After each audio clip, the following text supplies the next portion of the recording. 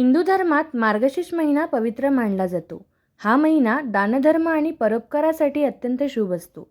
मार्गशीर्ष महिना भगवान श्रीकृष्णाचा आवडता महिना आहे. तसेच या महिन्यात दर गुरुवारी महालक्ष्मीचं व्रत महिला करतात. धार्मिक मान्यतेनुसार या व्रताचं पालन केल्याने भक्तांवर लक्ष्मीची कृपा राहते. यासोबत ऐश्वर, यश आणि समृद्धी प्राप्त होते. या महिन्यात काही उपाय केल्याने जीवनात सुख समृद्धी येते. मार्गशीर्ष महिन्यात देवी लक्ष्मीची पूजा करावी. या दिवशी लक्ष्मी देवीला खिरीचा नैवेद्य दाखवावा. यामुळे जीवनातील आर्थिक अडचणी कमी होतात. मार्गशीर्ष महिना हा भगवान हरीचे प्रतीक आहे. म्हणून भगवान श्रीकृष्णाच्या बालरूपाची दररोज पूजा करावी. तसेच देवाला गूळ आणि चणे अर्पण करावे.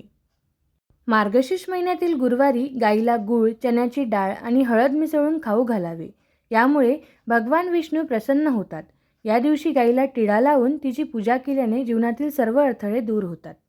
या महिन्यात नद्यांमध्ये, विशेषतः यमुना किंवा गंगा नदीत स्नान करणे हे अमृत स्नानासारखे मानले जाते. यामुळे पापांपासून शुद्धी होते.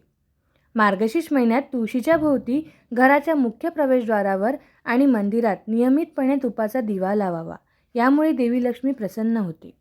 या काळात गरीब आणि गरजूंना अन्न, कपडे, गूळ, ब्लँकेट किंवा तीळ दान करावा. यामुळे सर्व दुःख कमी होतात. या महिन्यात शंखाची पूजा केल्याने घरात शांती आणि समृद्धी राहते. कारण शंख भगवान विष्णूंना प्रिय आहे. तसेच या महिन्यात विशेषतः एकादशी आणि पौर्णिमेला गीतेचे पठण केल्याने ज्ञान आणि मोक्ष प्राप्त होतो. तुम्हाला जर हा व्हिडिओ आवडला असेल तर लाईक, शेअर आणि सबस्क्राईब नक्की करा.